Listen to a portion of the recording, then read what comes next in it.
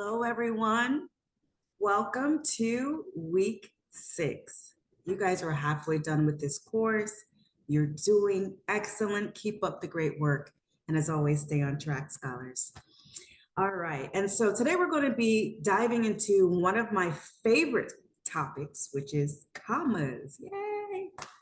Though it may seem very basic, correctly placing commas is vital for clear communication. A well-placed comma can clarify your writing, making complex sentences more understandable. So let's get started.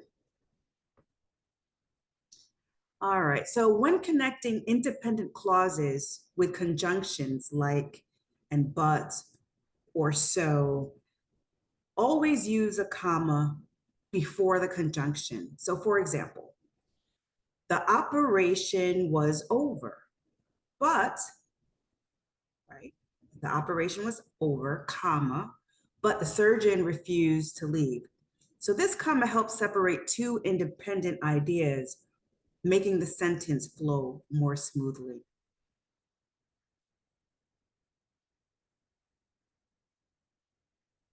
Look at this second example. Yesterday was her brother's birthday, comma, so she took him to dinner. Again, that comma is needed to help separate the two independent ideas, again, making the sentence flow more smoothly.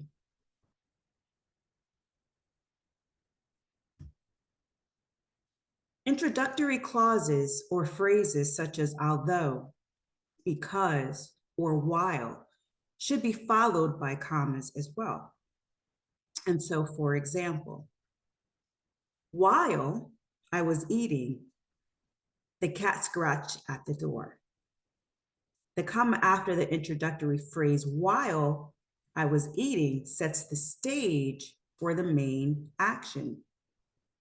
Same thing with the next example. Because her alarm clock was broken, she was late for work. Again, that word because is an introductory phrase, right? And so it also sets the stage for the main action.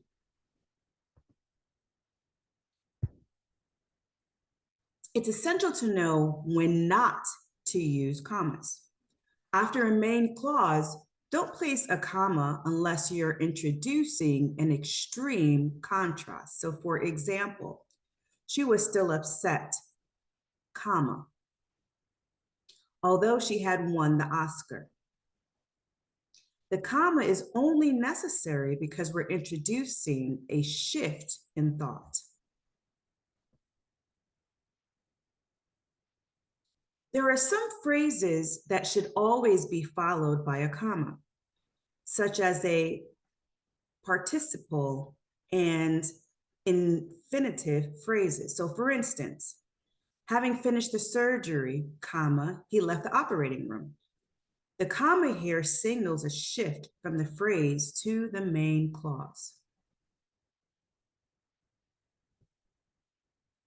Non-essential elements and commas. When a phrase or a clause adds extra but non-critical information to a sentence, it should be set off by commas. You can test this by removing the phrase. So for example, in the sentence, next Tuesday, comma, which happens to be my birthday, comma, is the only day I can meet. The clause, which happens to be my birthday, is not essential, so it is set off by commas.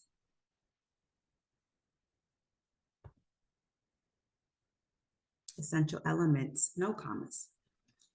In contrast, essential elements of a sentence, such as clauses beginning with that, should not have commas.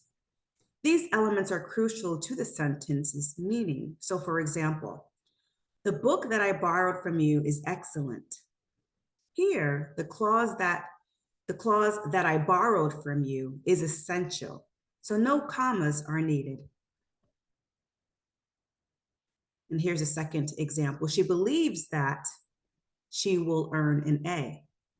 Again, no commas are needed in this example as well. And so 3 or more rule. When listing 3 or more items, always separate them with commas. This ensures clarity. So for example, the candidate promised to lower taxes, protect the environment, and reduce crime. The commas clearly separate each element of the list. Right? And the same thing applies to the next example. The witness argued that the defendant, comma, who was at the scene of the crime, comma, was guilty, right?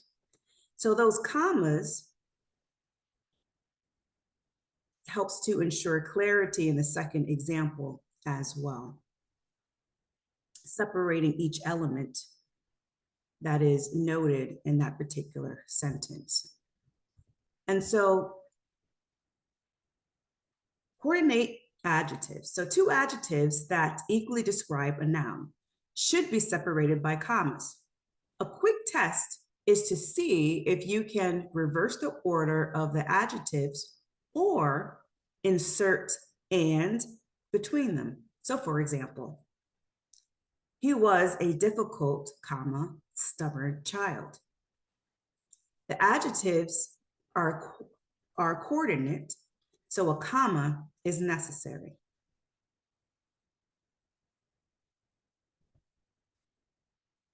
Three modifiers. Phrases that modify earlier parts of a sentence should also be set off by commas. Take the sentence. Nancy waved enthusiastically at the ship, laughing joyously. The phrase laughing joyously refers to how Nancy waved, and the commas set it apart.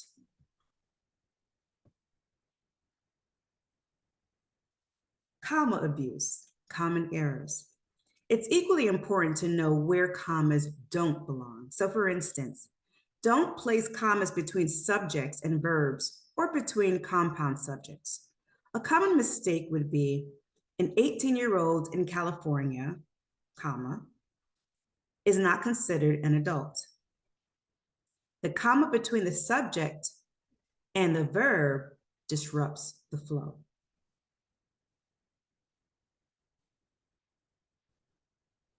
All right, and so to sum it up, using commas effectively can transform your writing. With careful attention to sentence structure, you can ensure clarity and precision. Thanks for joining me today, scholars, and I hope these tips help you feel more comfortable and more confident in your comma usage. And as always, you've got this. Before you know it, you'll be done with this course. You'll be one step closer to graduation. Keep up the great work. Bye for now. Thank you. Thanks for listening.